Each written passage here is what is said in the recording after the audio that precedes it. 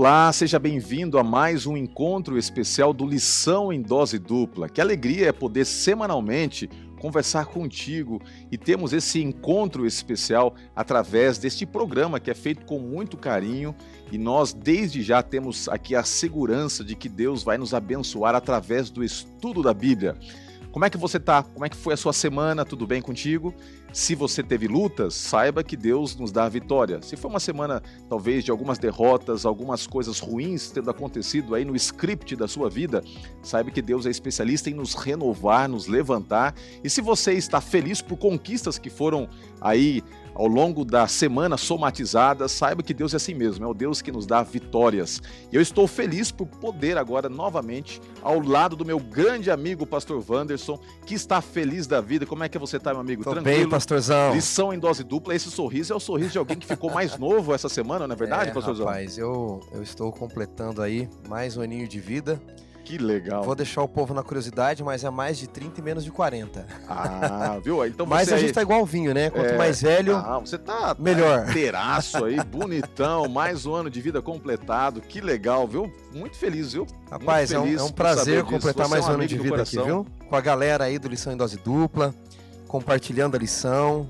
Não tem coisa melhor do que estudar a palavra de Deus, né, pastor? Você é uma bênção. Eu até falava em particular que você é um presente de Deus para todos nós. Muito obrigado, viu, pela sua vida, pelo seu ministério.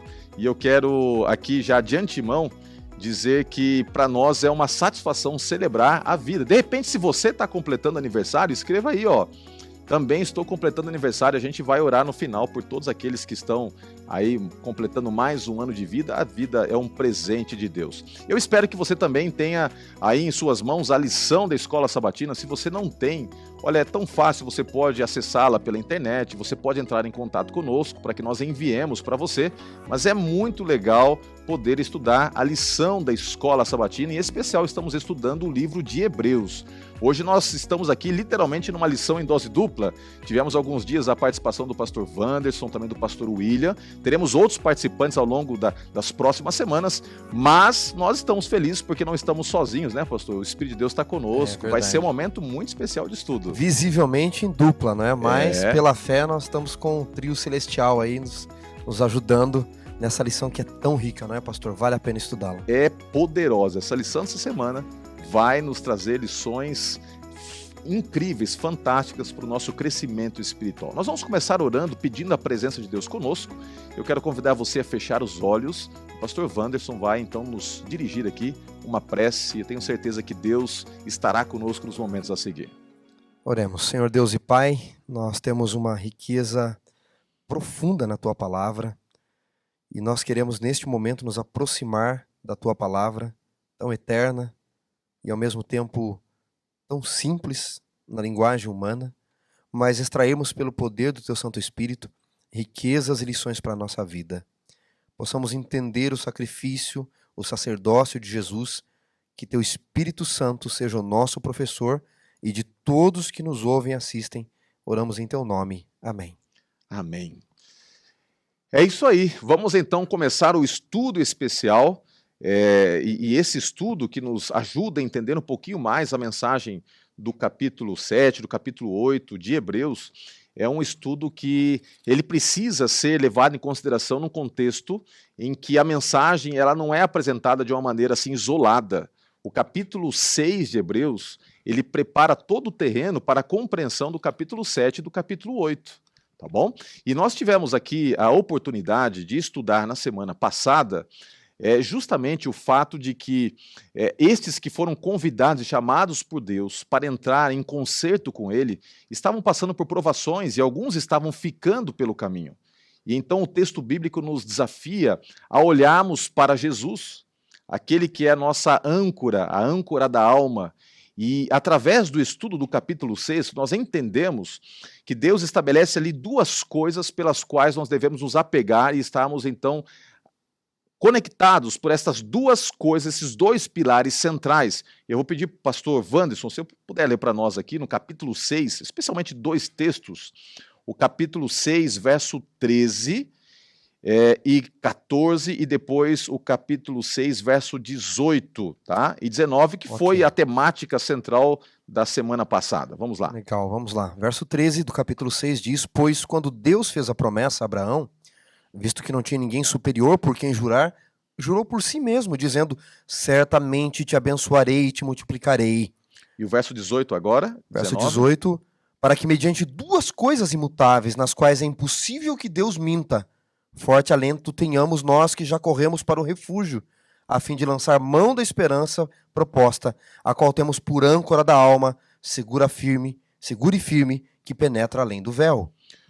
Olha só, Deus aqui estabelece 2 pontos importantes, são 2 pontos cruciais, 2 pilares que nos dão a certeza de que esta aliança que Deus estabelece, essa nova aliança é possível.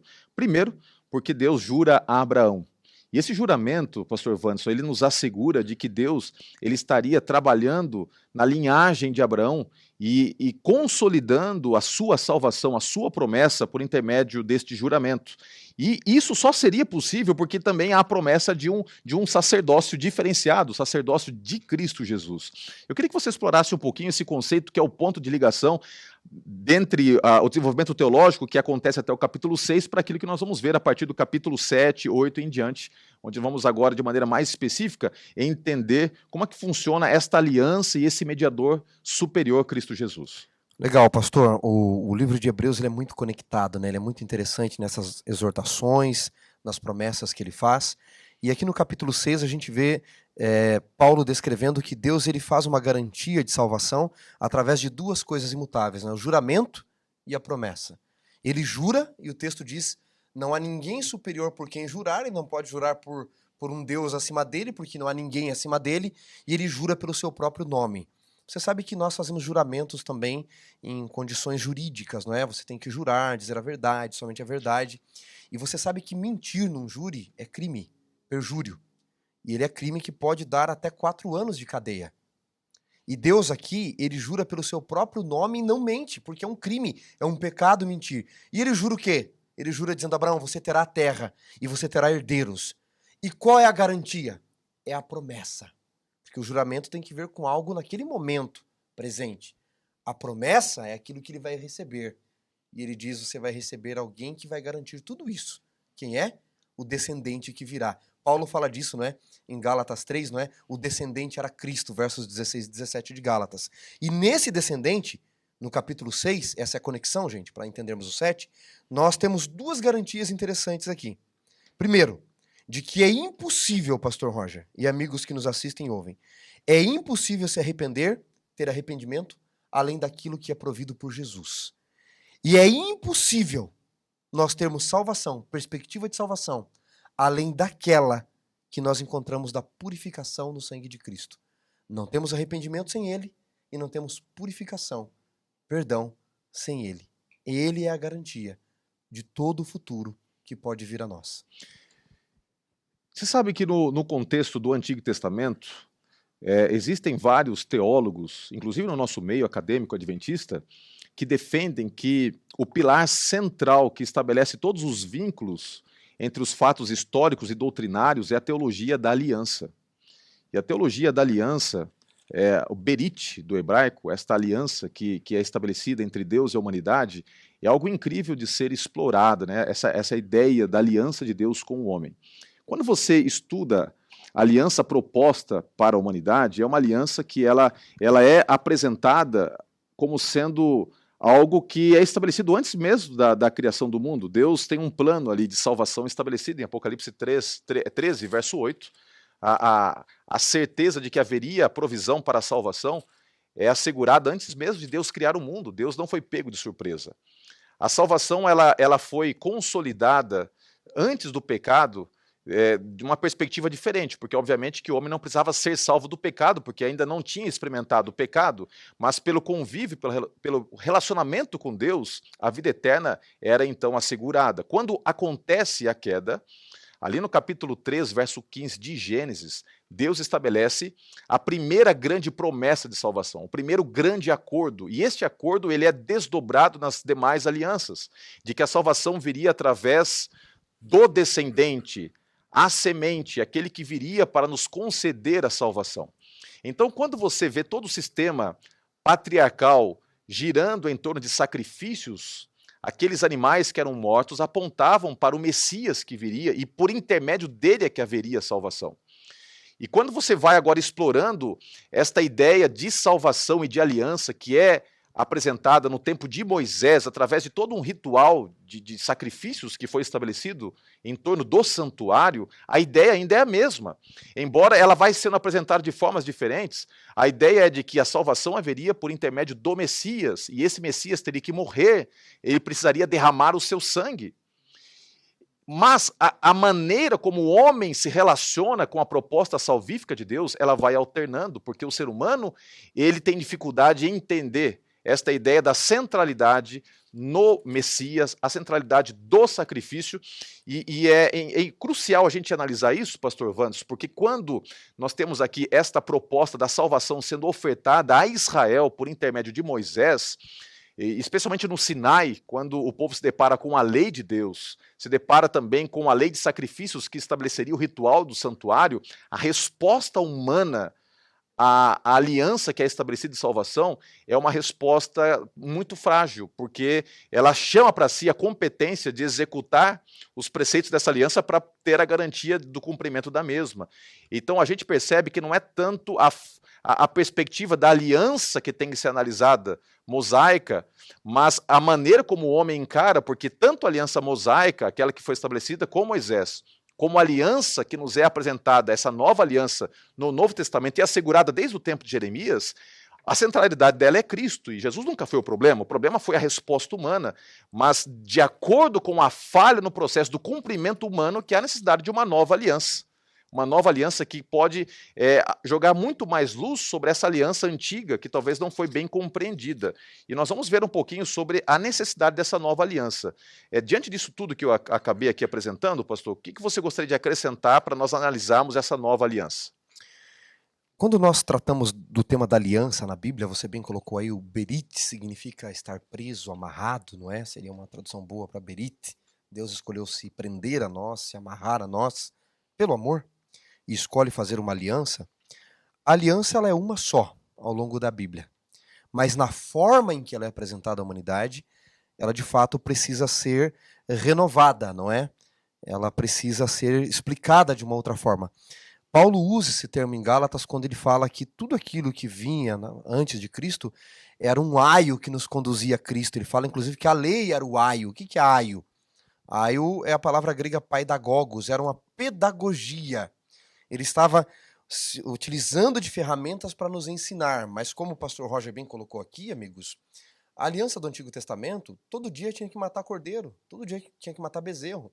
Todo ano tinha o Yom Kippur, o dia da expiação, tinha que renovar o santuário.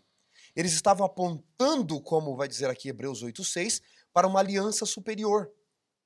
Veja, no sentido da essência da aliança, que ela é feita por Deus, ela é realizada por Deus, ela é uma só.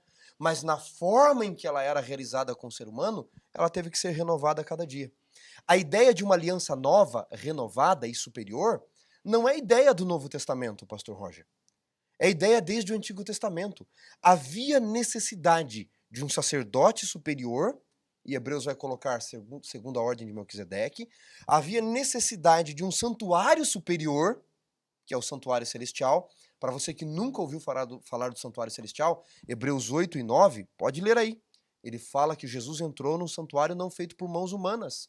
Em Êxodo 25, verso 8, quando Deus ordena que Moisés construa o tabernáculo, o santuário terrestre, ele diz, faz como o modelo que eu te mostrei, é um santuário maior, superior. Então o que nós entendemos, pastor Roger? Na cruz do Calvário, tudo se cumpre. Quando Jesus morre na cruz, o que acontece com o véu do santuário? Ele se rasga de alto a baixo, mostrando que não foi ação humana. O véu era onde era aspergido o sangue. Mas o santuário deixa de existir? Não. Ele volta para o lugar que sempre esteve, o santuário celestial. Apocalipse 11:19. João diz assim, abriu-se então o véu do santuário e eu vi a arca da aliança. Abriu-se o templo de Deus. Ele vê um santuário no céu, não só Paulo, João também o vê. A lei, o que é que acontece com a lei das tábuas na cruz do Calvário? Ela é abolida na forma de tábua, só isso. E ela volta para o coração humano. Então, desde o Antigo Testamento, Jeremias, nós vamos chegar a esse texto 31, aponta a necessidade, a renovação da aliança começa ali com Adão, há uma aliança com Adão, depois com Noé, depois com Abraão, depois com Davi, já mostra que ela tem que ser renovada e explicada cada vez melhor. Em Cristo, essa aliança se cumpre em todos os seus aspectos de superioridade, porque Ele quem faz a promessa, é Ele quem cumpre, é Ele quem é o Cordeiro, é Ele quem é o sacerdote, é Ele quem é o santuário, e não vai haver necessidade de nenhuma outra explicação. Por isso, a necessidade de uma nova em que sentido? Não no conceito de que ele aboliu todas as outras, no conceito de que todas apontavam para essa, e de uma aliança renovada no sangue do Cordeiro. Pastor Wanderson, muito obrigado, explicação incrível, né? Eu acredito que já nos abre muito a mente para entendermos a necessidade de uma nova aliança. E o texto, ele trabalha nesse sentido, quando você estuda o capítulo 7, se você tem sua Bíblia, pode acompanhar comigo. No capítulo 7, verso 11, diz o seguinte: se, portanto, a perfeição houvera sido mediante o sacerdócio levítico, pois nele, baseado, o povo recebeu a lei, que necessidade haveria ainda de que se levantasse outro sacerdote segundo a ordem de Melquisedeque e que não fosse contado segundo a ordem de Arão? Pois quando se muda o sacerdócio, necessariamente há também mudança da lei. E quando você continua a ler aqui os textos, o texto, melhor dizendo, os versos a seguir, você entende que a grande ênfase do apóstolo Paulo era contrastar esta ideia de que havia necessidade de uma nova disposição na compreensão do que significava a aliança de Deus com o homem. Existe uma ideia que é implícita no texto de Hebreus, de que as pessoas elas não estavam conseguindo, alguns cristãos, desapegar-se a toda aquela tipologia que era ilustrada no Antigo Testamento através do ritual do santuário dos sacrifícios. E é provável, é possível que alguns cristãos, no tempo em que Paulo pregou esse sermão, ainda estivessem atrelados às práticas de sacrifícios de animais. Ainda estivesse indo ao templo oferecer sacrifícios. E toda a ânsia do apóstolo Paulo é mostrar de que todo aquele ritualismo de mortes de animais apontava para algo muito maior, que era o sacerdócio de Cristo Jesus e também para a expiação plena e completa que ele realizara na cruz. Não havia mais necessidade de se seguir as bases, os ditames de um sacerdócio levítico, né? Porque a gente sabe que o sacerdócio no Antigo Testamento ele era exclusivo da tribo de Levi. Você não podia se candidatar para ser um sacerdote. Quem que eram os sacerdotes? Os da tribo de Levi.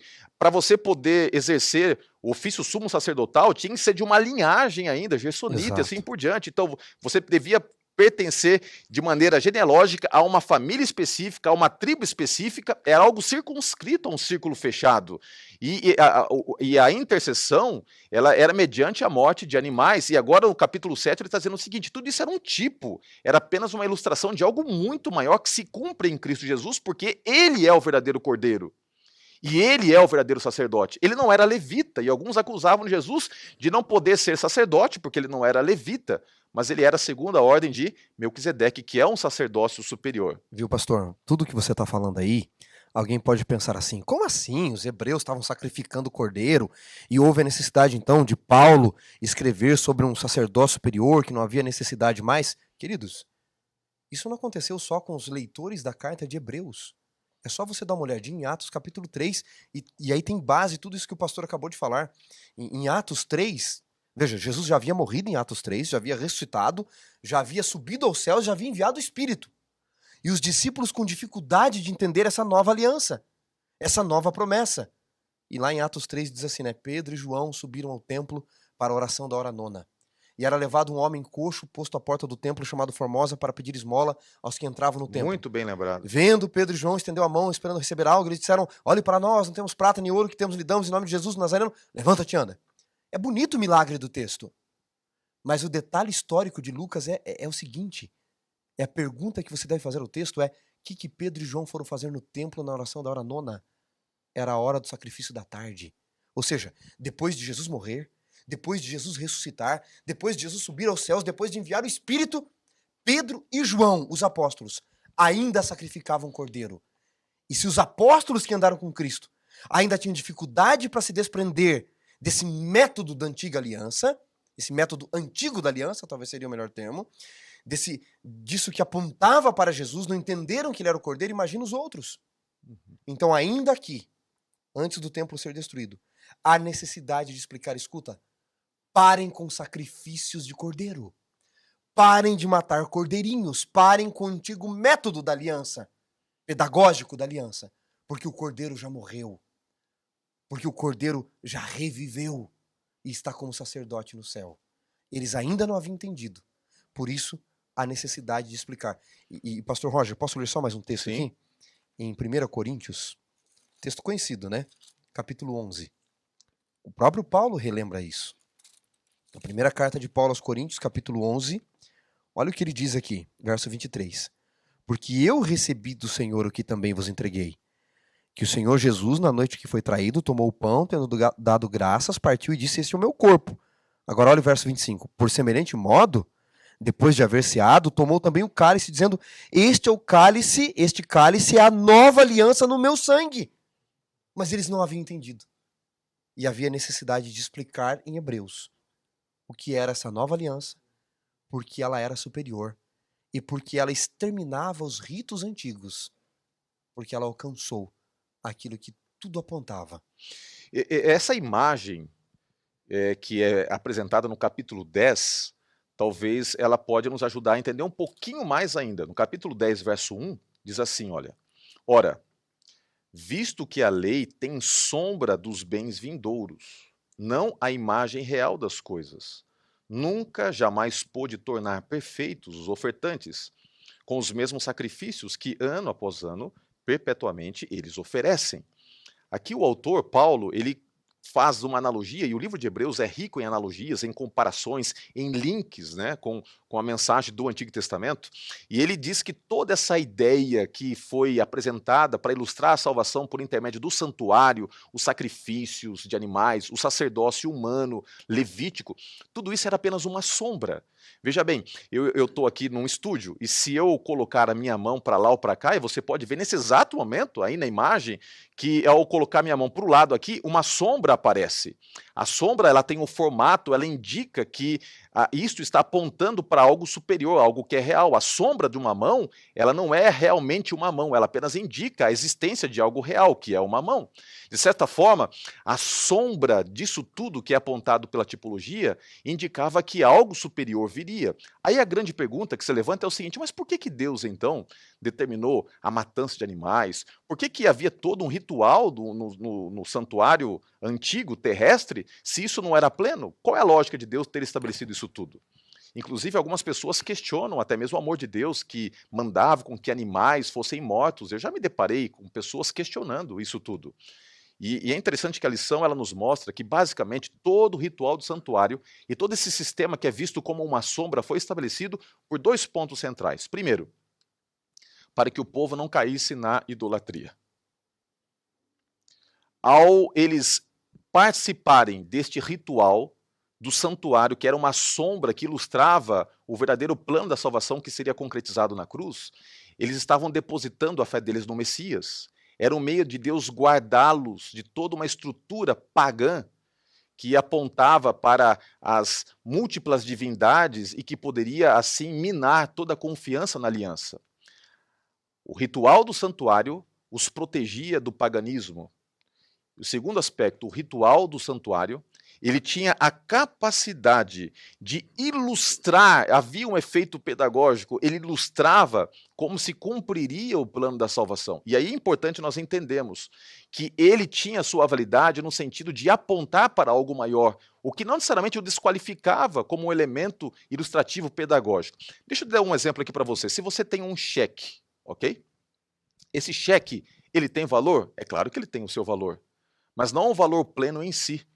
Porque o cheque ele só vai realmente ter a concretização do seu valor quando ele é compensado no banco.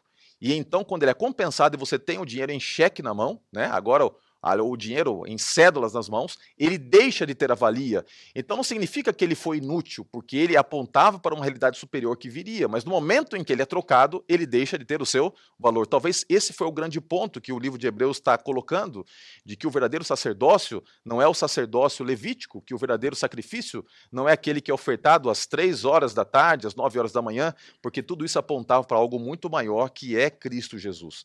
E a aliança que nos é estabelecida de salvação por intermédio daquilo que ele conquistou na cruz e executa no santuário celestial. Agora, pastor, nós estamos vivendo num contexto de uma aliança que é nova e renovada, e nós vamos entrar agora no capítulo 8, numa análise desta nova aliança e por que ela havia de ser colocada como algo renovado, né? O que a gente pode entender disso, pastor? A renovação desta aliança que acontece no Novo Testamento, né? Jesus fala dessa aliança nova, né? Este é o cálice no meu sangue, não é? Esta renovação, ela não significa que há algo totalmente novo e Deus então foi injusto com o povo do passado, né? O nosso guia até traz o termo grego aqui, não é? Hadashah, que significa renovar, dar totalmente algo novo, mas pode significar simplesmente ter o sentido de renovar, porque ele pode ter perdido o sentido, ele pode ter perdido a qualificação daquilo, não é? Então, qual o sentido dessa nova aliança? E aí você pode ver isso em Salmos 37, 31, 40, verso 8, 119, verso 11, que ao longo da história israelita, os propósitos da aliança se cumpriram com uma lei no coração do povo, só que o povo transgredia. Se o povo transgride, é necessário que você refaça. Se você estiver devendo, você promete pagar, faz um empréstimo, alguma coisa, e você não paga e vem juros sobre isso, é necessário que você vá até o lugar, até o credor, e você faça um novo acordo.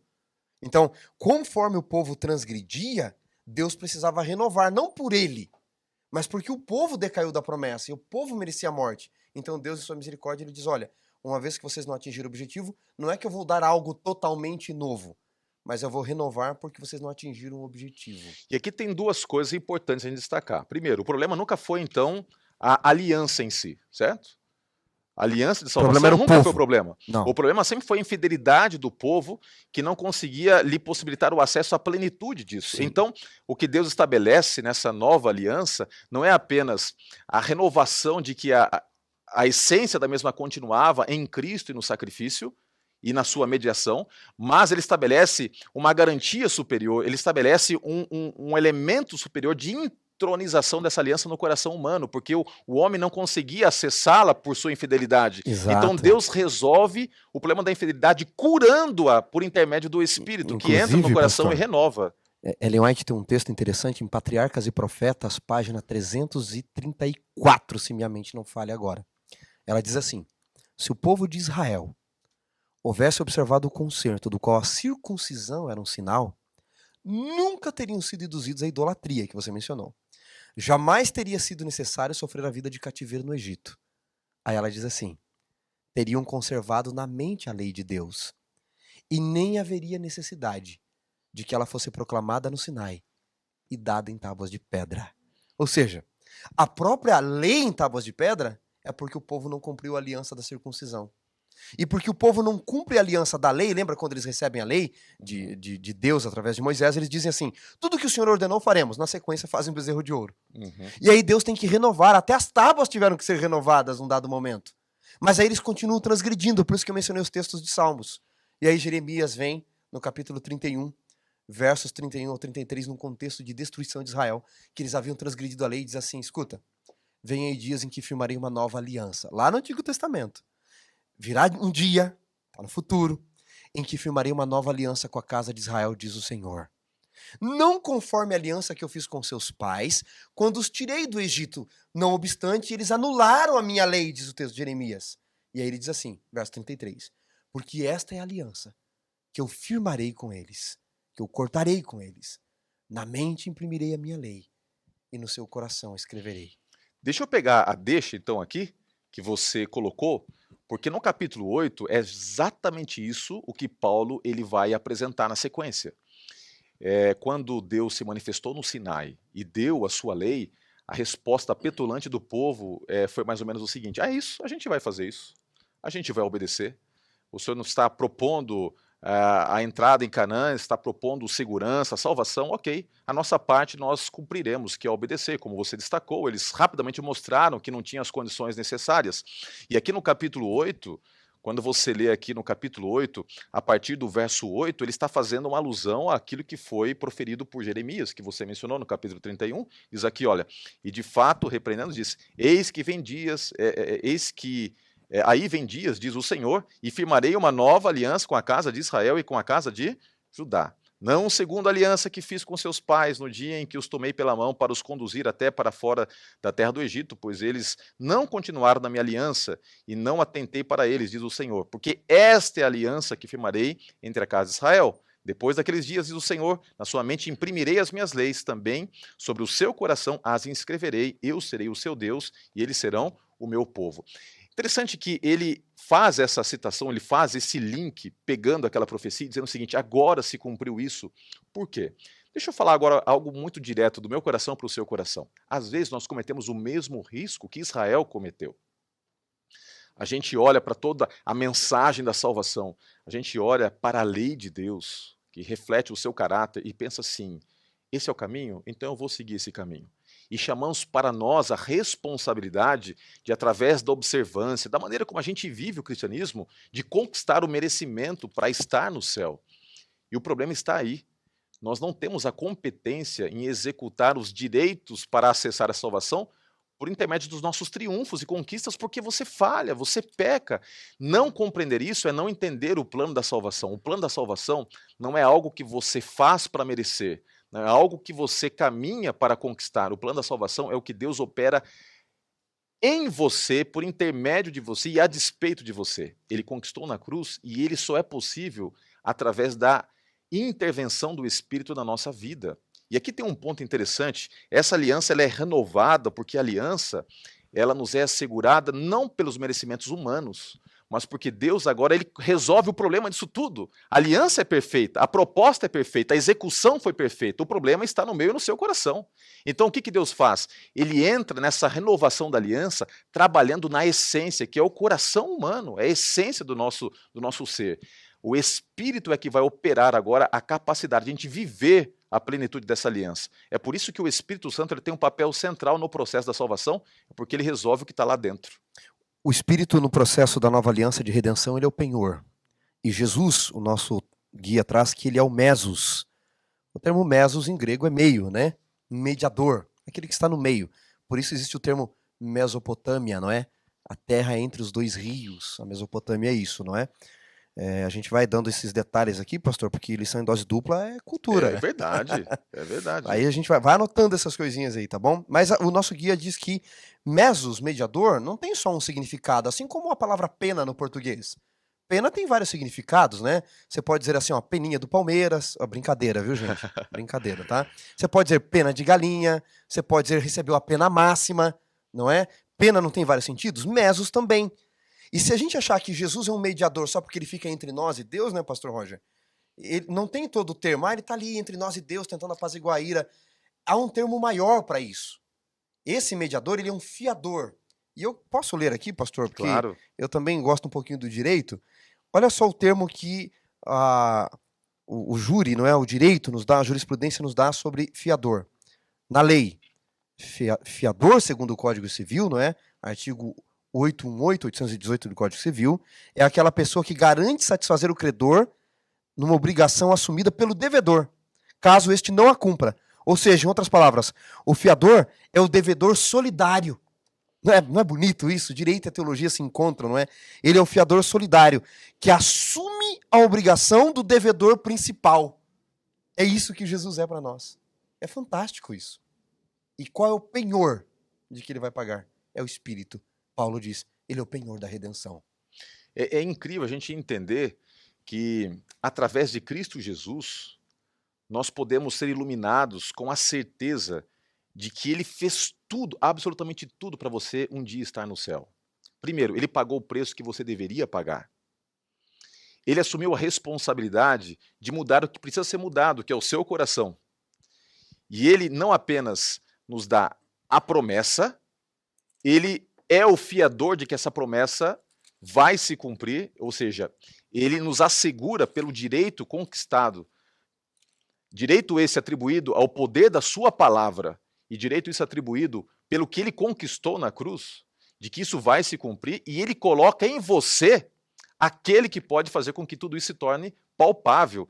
Olha que coisa linda, você entender que tem um Deus que luta por você, tem um Deus que trabalha por você, tem um Deus que ele faz com que essa nova aliança possa ser possível, porque ele é o fiador, ele é este mediador melhor. Moisés, por mais que ele lutasse pelo povo, e quando você estuda, né, pastor Vantos, a história de Israel, você percebe que várias vezes Moisés ele assumiu esse papel de ser um mediador. Né?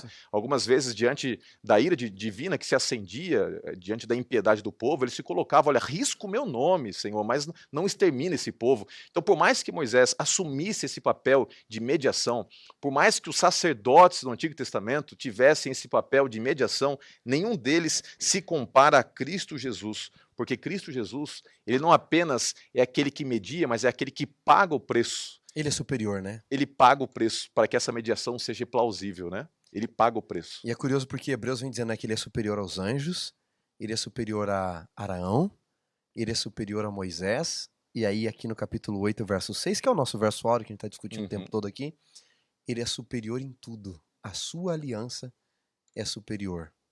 Por quê? Porque ele é a garantia, como você falou. E é por isso que Ellen White diz, não é? Podemos levar a Jesus todas as nossas causas.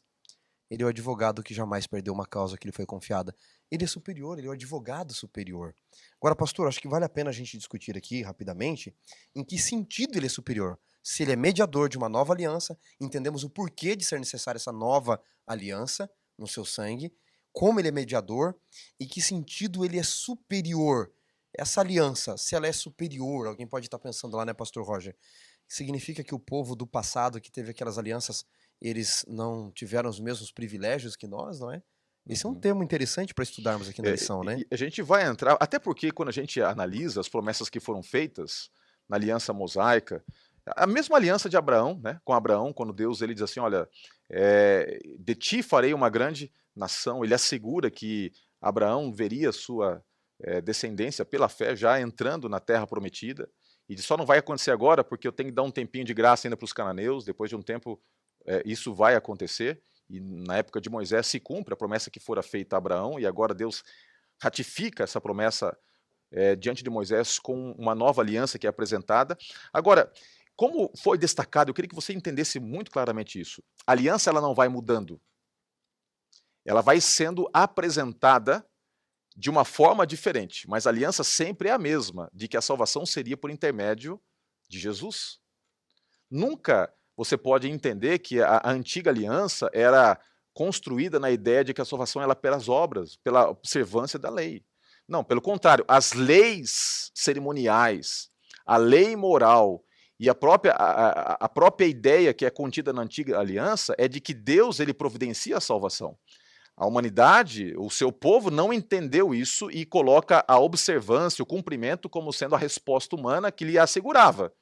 Mas o centro sempre foi esse. A mesma ideia que está apresentada lá em Gênesis 3, de que viria o descendente para esmagar a cabeça da serpente e ele seria a base da salvação.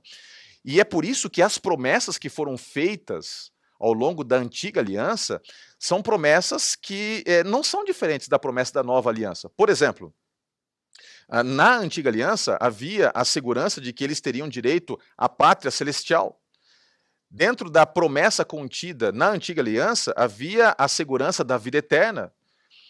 Quando você lê, por exemplo, o que Isaías apresenta ali no capítulo 65, falando sobre o céu, sobre a nova terra que é assegurada ao povo de Israel, não há nada de tão diferente do que é apresentado em Apocalipse 21, no contexto já da nova aliança. Então, a grande pergunta que fica é, se a promessa que estava contida na antiga aliança aponta para a vida eterna, aponta para a pátria celestial, se a promessa da nova aliança também aponta para a vida eterna e para a pátria celestial, ou seja, se o resultado de recompensa é o mesmo, por que que a nova aliança tem promessas superiores. E nós estávamos conversando sobre isso agora há pouco, né, Uhum. pastor Wanderson? Existe um ponto-chave aí. Por que que as promessas da nova aliança, elas são superiores? A expressão superior aqui não é kreiponos. Aparece com 2 T's, mas se lê como P, ou kreiposin, kreipon, superior. Uhum. Ela significa que ela é superior no sentido de que ela alcança um dispositivo maior. Ela cumpre o propósito pelo qual ela foi criada, tá? Em que sentido a aliança com Cristo é superior às outras? Se eles também tiveram a promessa com o mesmo Deus, a mesma aliança. Veja, como tudo era pedagógico, para eles foi prometido a Canaã terrestre no presente momento apenas, não é? Embora Paulo diga que eles aguardavam uma pátria superior. Então, mas o cumprimento para eles, se eles obedecessem em tudo, seria, naquele momento, para aquele momento, Canaã terrestre. Seria, para aquele momento, uma aliança com cordeirinhos. Mas a aliança em Cristo, você não tem um cordeirinho comum, você tem um cordeiro de Deus. Você não tem um sacerdote comum, você tem um segunda ordem de Melquisedeque. Você não tem apenas um Moisés como mediador, você tem Cristo que é maior do que ele. Você não tem apenas uma ordem levítica, você tem uma ordem sacerdotal e real. E você não tem só agora Canaã terrestre. Se nós obedecermos, nós não vamos ganhar a Canaã terrestre. Israel já está dominado lá, não dá para entrar lá e tomar o domínio. Você tem a pátria superior, a Canaã superior. E é superior também no seguinte sentido, pastor Roger. O sacrifício é de uma vez só, porque é o grande cordeiro. Os sacrifícios no Antigo Testamento tinham que ser renovados todo dia, aliás, de manhã e à tarde. Nele, o efeito é eterno. Então, tudo que existe nessa nova aliança, desde a pátria, o lugar para onde vamos, desde aquele que media, desde aquele que cumpre, desde o efeito do sacrifício, tudo é superior. E é interessante também destacar o seguinte, que quando você analisa, o resultado da promessa é a vida eterna, é adentrarmos na Canaã celestial, e isso já estava assegurado desde o Antigo Testamento. Mas o grande ponto que Paulo que coloca, meio que confrontando os cristãos daquela época lá, especialmente os hebreus, os cristãos hebreus, é o seguinte: vocês estão olhando para os rituais religiosos, né, do santuário terrestre e estão focando naquilo que era apenas uma sombra, e ele então faz um anexo. A grande diferença é que tudo o que acontecia no ritual terrestre apontava para a vida eterna, apontava para as glórias de um lar eterno. Agora nós temos uma promessa superior, sabe por quê? Porque aquele com quem nós desfrutaremos já veio. Ele é o Emanuel, Deus conosco. E a lição destaca aqui algo interessante. Eles podiam desfrutar dessas promessas com a presença de Cristo. Ou seja, por mais que houvesse a necessidade de uma situação de espaçamento no tempo para a vinda do Messias, e isso aconteceu cerca de 4.000 anos após o pecado, agora ele estava vivendo uma época superior, dentro de um contexto de uma promessa superior, porque o verbo já tinha se tornado carne. O verbo já tinha estado entre eles, e muitos que ali ouviam as promessas talvez poderiam até ter sido testemunhas oculares do que havia acontecido no Calvário. Então a promessa era superior porque eles poderiam desfrutar desta promessa agora, com a certeza de que o verbo encarnado estava com eles. Não apenas pela sua onisciência que ele tem como Cristo, porque a Bíblia diz claramente em Colossenses que em Cristo habita a plenitude da divindade, ele não perdeu a sua onipresença, mas porque ele nos concedeu o Espírito. E a lição coloca, em segundo lugar, também era superior, porque Deus nos dá o seu Espírito para nos capacitar no cumprimento da lei. Porque a promessa está lá, é a mesma, tanto no Antigo quanto no Novo. Mas agora o Espírito está em mim, e porque ele está em mim, bem como a pessoa de Cristo, eu posso cumprir desde já a lei e viver os benefícios dessa lei que foi colocada no meu coração. É pelos méritos dele, não é? No Antigo Testamento era muito fácil o adorador achar que era ele que estava levando a oferta, não é? Quando deveria apontar para o cordeiro. Nessa nova aliança, ela é tão superior que quem faz o sacrifício não é você, é ele por você. É verdade. É tão superior porque você não se dirige ao sacerdote, não vai até ele, é ele que vem até você. E ainda tem um outro detalhe que Paulo coloca. Lá, só o sacerdote podia uma única vez, um único dia, 2 vezes no dia, entrar além do véu. Agora ele diz, nós podemos nos aproximar além do véu por ele, na presença dele. E é muito mais interessante porque o sangue era aspergido no templo. Agora o Espírito faz de nós templo para que ele habite em nós. Isso é fantástico. É incrível. E outra coisa, eu percebo assim uma coisa muito legal quando a gente estuda a Nova Aliança, é que ela muda a perspectiva como o ser humano encara Deus. É, é- é nítido a reação do povo quando Deus se manifesta ali no contexto da primeira aliança, a aliança mosaica. Quando Deus aparece, o povo tem medo. O povo tem tanto medo que o povo diz assim: Ô Moisés, é o seguinte, a gente não suporta isso. A potência dessa voz, a glória da santidade de Deus. Então faz o seguinte: não se apresenta, vai lá, fica com ele, depois você escuta tudo que ele tem para dizer e vem até nós e fala, e a gente vai fazer sem problema nenhum o que ele pedir para a gente fazer. Mas o povo ele tem medo. E essa ideia de que a humanidade ela se assusta, ela se assombra diante da presença divina, ela vai sendo perpetuada ao longo da história, porque o pecado ele fez com que isso acontecesse. Primeiro, o ser humano ele foge da presença de Deus. Depois, o ser humano ele se torna alguém que não consegue mais vislumbrar a glória de Deus. Depois, o ser humano não quer mais ouvir a voz de Deus. O pecado ele vai, num efeito crescente e progressivo, nos afastando da presença de Deus. E é interessante que ainda hoje nós temos esta ideia, as pessoas elas têm medo de Deus. Eu não sei se você já percebeu isso, pastor Wanderson, mas é comum as pessoas simpatizarem com o Filho, estarem abertas até mesmo a entender esta ideia do Espírito Santo, Deus que trabalha em nós, mas muita gente, mesmo cristãos, adventistas e tudo mais, tem medo quando fala-se do Pai, entendeu? O Tem Deus do medo. antigo, o Deus do novo, né? O Deus que castiga, o Deus que pune.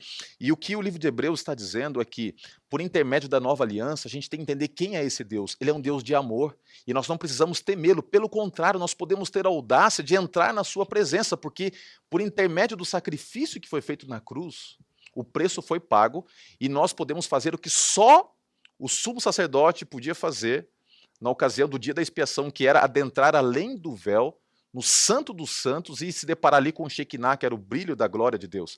E nós, por intermédio de Cristo Jesus, podemos adentrar além do véu. Por que nós podemos? Porque nós não precisamos ter medo de Deus. A nova aliança nos mostra a grandeza de um plano que nos reconecta com esse Deus e apresenta o amor e nos dá o direito ao acesso a esse Deus. É tão incrível você ter essa percepção, porque muda a maneira como você encara o cristianismo, muda a maneira como você encara o adventismo, muda a maneira como você se relaciona com Deus. Quando você se aproxima de Deus, você não se aproxima com medo, como se você estivesse devendo, como se você estivesse tentando aplacar a ira de um Deus através de sacrifícios pessoais, porque em Cristo Jesus ele mostra para você que ele é um pai, e esse pai quer colocar você no colo, e você pode ter esse acesso, que já é assegurado previamente. Um dia nós vamos assentar no trono de Deus. Eu até posso dizer que nós podemos ter a audácia de um dia nos assentarmos no colo de Deus. Poderemos receber o abraço do Pai. Por quê? Porque a nova aliança nos diz isso. O véu foi rasgado e nós podemos ir agora no Santo dos Santos em Cristo Jesus. Isso é fantástico. E aí o apóstolo Paulo lhe diz, não é? Onde abundou o pecado, superabundou a graça. A graça é a nova aliança. Ela é superior porque a graça é superior ao pecado. O amor é superior ao erro. Ou seja, essa renovação que ele promete na nova aliança é a renovação de vida de cada um de nós. E nós podemos chegar a ele confiantes, porque nessa nova aliança ela é superior em todos os sentidos, inclusive o que muitos cristãos não entendem, que é isso que o pastor Roger tanto comentou e muito bem, que a graça é maior, ela é superior a qualquer pecado, ela é superior a tudo, inclusive ao pecado que nos destrói e pode nos salvar.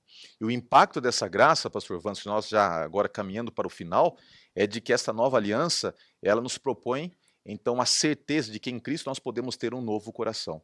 E nós vamos encerrar aqui falando um pouquinho sobre esta promessa que você já pincelou algumas vezes, eu também, que é contida lá em Jeremias capítulo 31, de que a aliança não é apenas nos dada, mas ela é introduzida e é cravada no nosso coração por intermédio do Espírito, nos dando a certeza de que esse coração é renovado. Como que nós podemos entender essa renovação que a aliança opera dentro de nós, mudando a nossa relação para com a lei? Pastor, muitos cristãos têm dificuldade de entender essa nova aliança, não é que ela quebra a lei em forma da pedra, ela quebra o santuário em forma terrestre, vai tudo para o celestial e para o coração humano, dizendo, então a gente pode fazer o que quiser nessa nova aliança. A lei foi abolida, né? Foi abolida. Como você disse, a lei está em nós agora, não é? Vou deixar a própria Bíblia responder, o próprio Paulo, em Romanos 6,15, ele diz assim, e daí? Pergunta ele. E daí? Havemos de pecar, ou seja, de transgredir a lei? Pecado não é a transgressão da lei?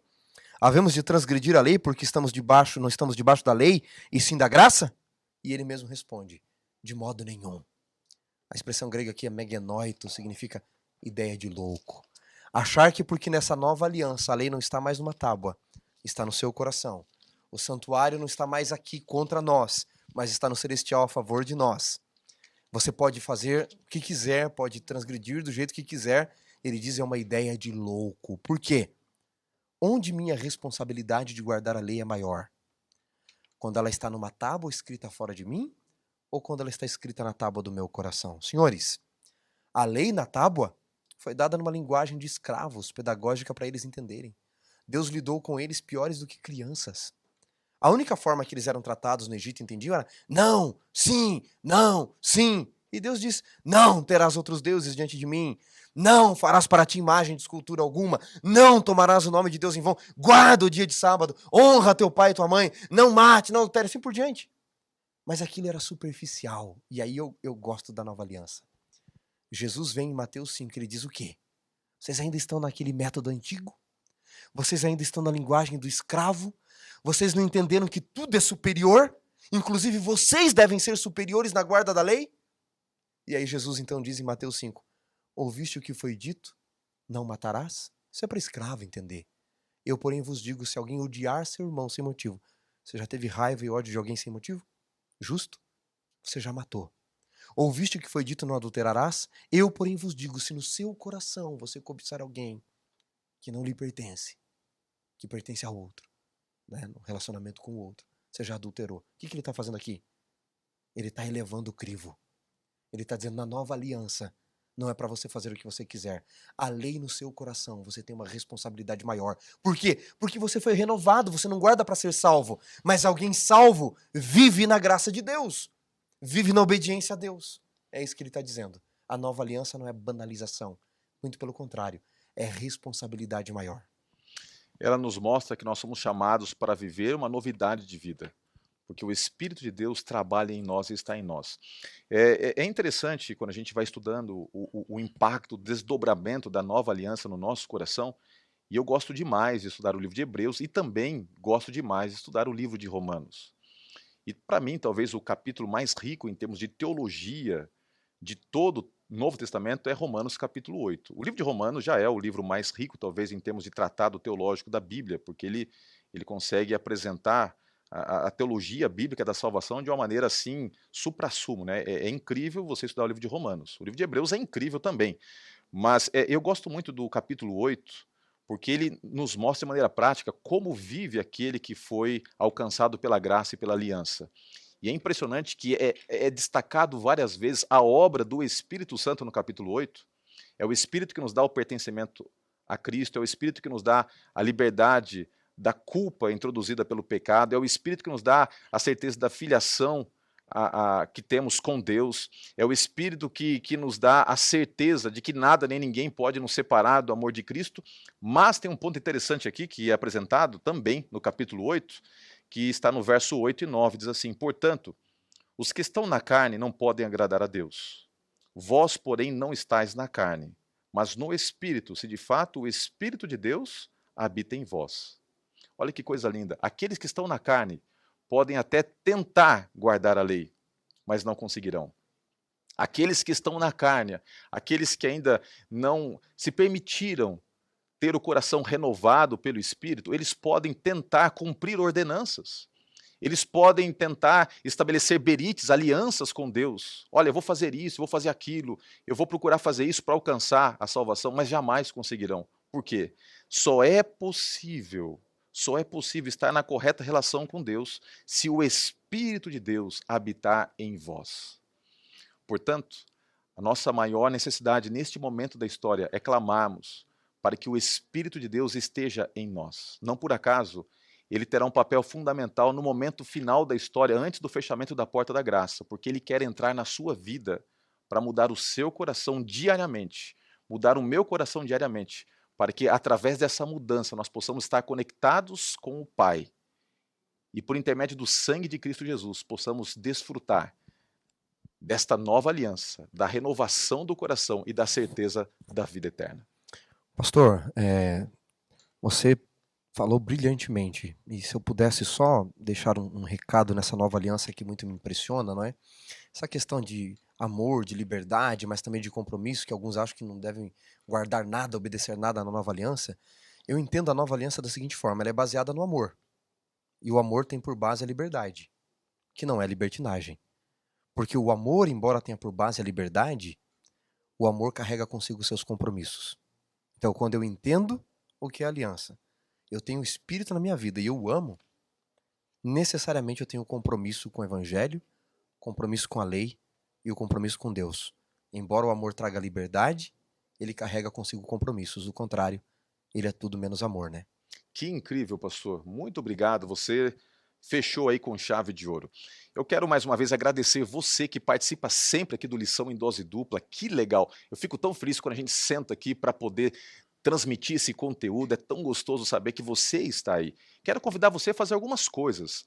Continue a compartilhar, né, aí no seu Facebook. Se você quiser, pode compartilhar o link da transmissão também pelo WhatsApp.